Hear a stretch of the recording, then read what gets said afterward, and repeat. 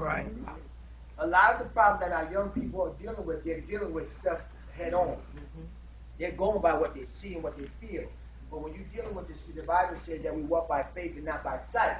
They deal by sight. We live by faith. We got to give them something to believe in. And they got to have something that they can hold on to. But the helping hands came into play because I always saw this, that, you know, a finger is one thing. Let's say that's an organization, that's a church.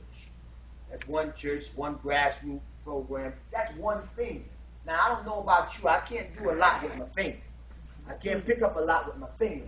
But if I had 5, my hand is comprised of 5, 4 fingers and a thumb. I can do a lot with that. I can grab, I can pick up, and I can also have a fist. So the helping hands that was the whole concept of it, that we can be mobile, that we can do some things with this hand. It's not about putting the name of your organization up there. It's not about putting the name of your church up there. That's right. It's about making a difference. Yes. And the problem is, you know, we want to put our church's names up there and our organizations up there. That's right. Instead of us just doing the work. Yes. Yes. Just being mobile and doing the work. And so that's where that concept came in at, and that's why we got to understand that, you know, we got personality issues. And then let me say this too, the way that we were affected, and what, you know, let me go back, I'm all running and stuff like that, but let me just give you a little history of myself. I grew up in New Haven, Connecticut, left home when I was 16, 15 years old, got into stealing cars, selling drugs. 17, I was pimping women, and stayed in the drug game for a long time. Then a lot of the people that I ran with coming out of that, you know, right now they're still doing 25 to life. You know, some of them just now came home from doing 20 years in prison, young men that went to jail. Lost a lot of my friends in the violence in the street back in the 90s and everything like that, and in the 80s. A lot of that time that was a violent time. As a matter of fact, I believe that New Haven was on the chart for the murder, you know, almost not the #1 murder capital, but we was losing young men at a rapid rate back then. I mean, like every day you would get a 17, 18-year-old young person that was murdered and that was killed. But anyway, lived that life for a while, and then I had an encounter, and I must tell you with the Lord that really just changed my life. Now I grew up in the church. Mind you, know, we was going to get on that bus. My brother could testify. Now, and understand this, y'all. You do got to understand that a lot of our young people have no idea. Yeah. They have no idea about church. They have no idea about God. You do need to understand that.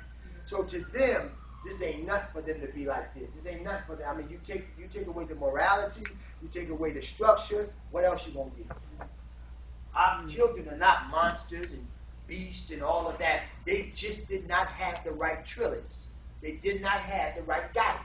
So when you don't have guidance and you don't have the right structure there, what are you going to get? What you see. Yeah. You're going to get what you see. It's not these. These are not psychologically demented children. It's just the fact that they grew up without the proper development. That's all. And I will not allow the state, the system, the government to call them insane, deadly, dangerous, or anything. No, they just didn't grow up in the right environment. Now, when I was coming up, and even back then, when the mother and the father was absent from the home, guess who stepped in? The church. The church. You was not going to get away without somebody from the church assisting you one way or the other. That's right. If your mama or your daddy wasn't there, then brother deacon such and such would help or take you out or do something with you. And that's the place that we're at right now that is crucial. But anyway, so again, I had an encounter with God. And let me say this to y'all. Coming up, you had a lot of people that used to push the Bible on you. If you don't get Jesus in you, this is how they came to me. Right. Me too. Yeah, they came to me like, if you don't get Jesus in your life, you're going to go to hell. I don't need you to tell me I'm going to go to hell. I know that. That's right. That's right. I don't need you to beat me up like that. That turned me off.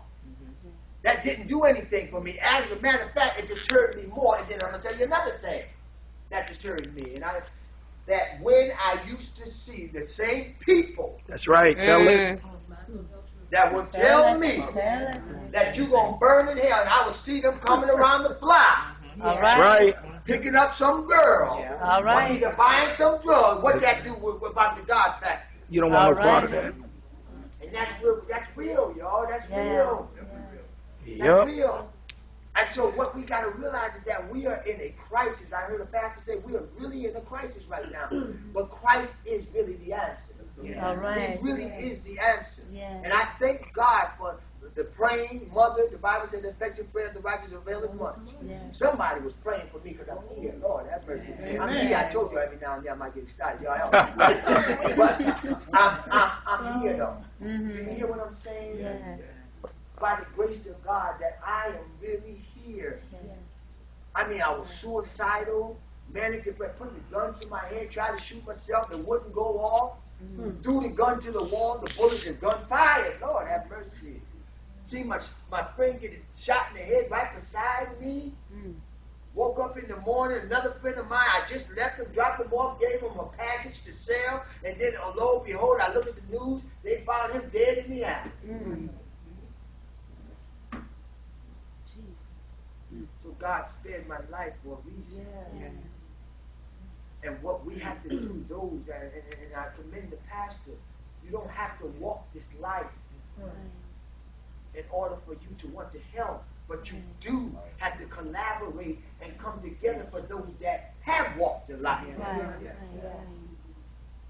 Because God instructed, He raised them for a reason. I know the terrain. We got to learn how to work with these young men and these young women that are coming up out of that. These brothers coming out of prison, these women coming out of prison. When we want to go back to the street, well, if you don't know the terrain, why are you going to go out there and try to act like you do? You That's right. That's right. They're gonna wear you out.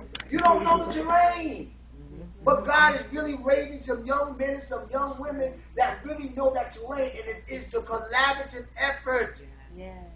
We don't know everything. We really don't, but we got to come together. I'm a navigator. I know what that, and I'm not bragging on that, but God raised me from that. That's right. It is what it is. I don't know church structure. I walked into pastorship. You understand what I'm saying? I wasn't looking for, but this is what God sees fit. Why? Because it was time for that. It's not something that I was going after, but God has a way of doing things.